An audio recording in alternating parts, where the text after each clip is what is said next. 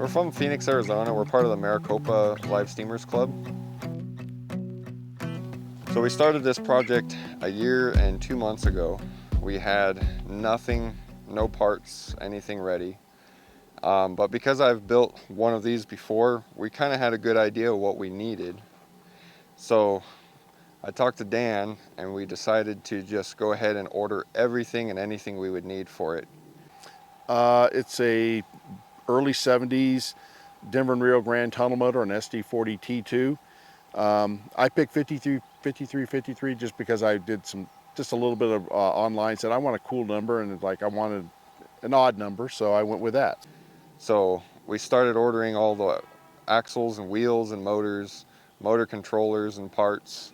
We got the trucks together first, and while we were building the trucks, the metal for the deck plate and sides were on order. A couple weeks later, we picked up the deck plate and built that out to have 2 rolling frames. And within no time flat, we started to mount the electronics and the batteries. It was a race to get it done for Train Mountain. We decided to build both of them side by side because they're pretty much the same locomotive, just different bodies.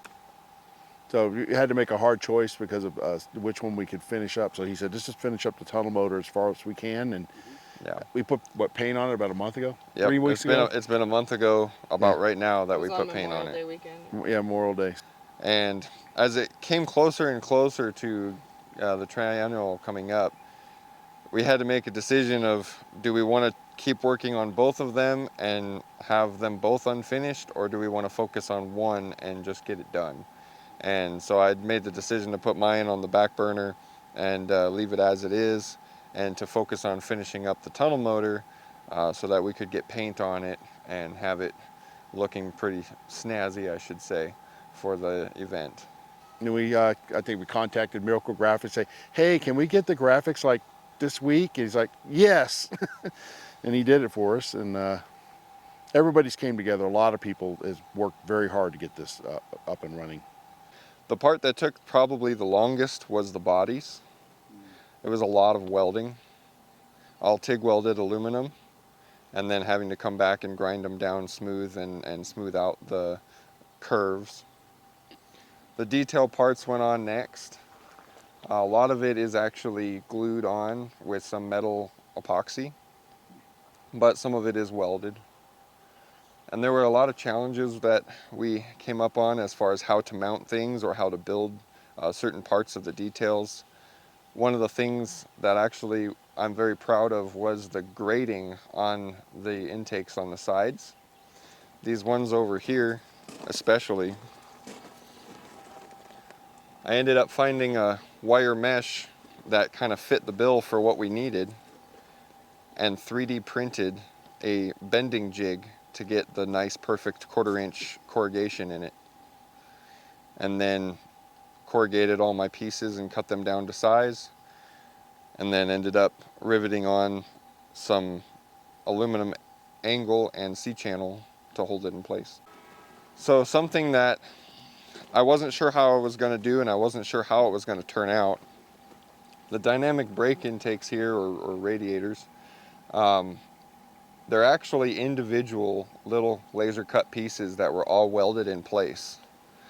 Instead of doing a stamped or continuous piece, I opted to have them cut so that the spacing would be correct and look good. And I took some time. I ended up building a jig to keep the spacing correct and welded them together, and it turned out way better than I was expecting. At the same time, had to build the 2 engines over the last 14 months. And they went on their honeymoon. And now, So we had 2 ceremonies. The second ceremony we picked because it's one of his customers and our first trip together. But he's got this beautiful barn, and he's got the train, the track around the property. So it was part of our wedding. The trains were part of our wedding. So this one's going to be a Burlington Northern. SD40-2. I'm still debating whether or not I want to do the regular white stripe face or a solid white face. but we're not quite to the painting stage yet, so I have some time to decide. The body is aluminum and the base is steel. There's an underframe of a 1-inch square tubing that kind of adds some rigidity to the deck plate. Everything is laser and water jet cut. And then I do all the welding, TIG welding.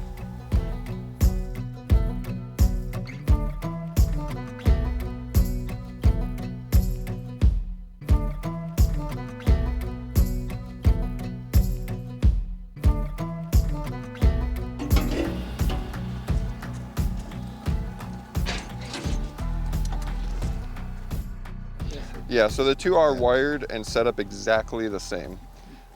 With the exception of where the tabs are that hold the body in place, I could swap the bodies out one for one.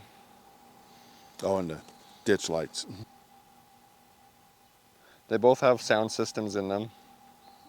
We use a Loc Sound HO decoder, and we have a special board that triggers all the sound functions so that we can use it for the scale. So I actually built that wireless system that's in there, and it started as something that I saw wasn't on the market, and I really wanted it for myself and started building it for myself. And then other people became interested, especially around my friend group, so I started building them for more people, and so now I offer it as something to purchase. So about a month ago, on Memorial Day weekend, I spent all weekend, and I love my wife for letting me take all weekend to do that. Yeah, Jay's been a real trooper on this because we and come I- over like 3 times a week and have to send her out for, you know, fun stuff. And I set up the garage, plastic everywhere, and tore the locomotive down all the way down to just metal, and spent all weekend putting on paint, doing touch-ups, the graphics, and then reassembling it all. We've been working on these all the way up until the night before that we left. So they're both running together right now. I actually have them wirelessly MU'd together. Yeah, we got wired MU down here. Yep. They do have air brakes and working air valves for that so that we can vary the amount of braking pressure that we run.